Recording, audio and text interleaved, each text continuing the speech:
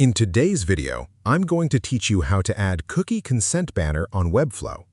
Adding a cookie consent banner is an important step when building a professional website because it helps inform visitors about the use of cookies and privacy tracking on your site. It also improves transparency and helps create a better browsing experience for your audience. The good news is that Webflow makes this process simple, and in this tutorial, I'll guide you through everything in a clear and beginner-friendly way. To begin, open your Webflow project inside the designer.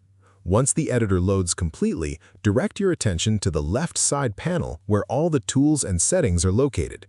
From there, click on the Apps section.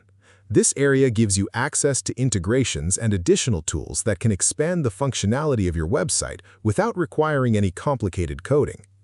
After opening the Apps panel, go to the search bar and type in Cookie Consent. Webflow will then display several applications that provide cookie consent banner services. You may notice different options available, each offering slightly different styles and customization features. At this stage, simply choose the app that best fits your preferences and the overall design of your website. Once you've selected an app, click on it to open the installation page. You'll then see an option labeled Install on Site. Click that button to connect the cookie consent tool to your Webflow project. The installation process usually takes only a moment to complete. After the app has been installed successfully, a Launch App button will appear. Go ahead and click it to open the cookie consent settings and customization area. In some cases, Webflow may ask you to authorize the application before continuing. If that prompt appears, simply approve the authorization so the app can properly connect to your website. Now that the cookie consent tool is open, you can start customizing the appearance and behavior of your banner. This is where you can adjust the style, text, colors, and overall layout so it matches the branding and design of your website.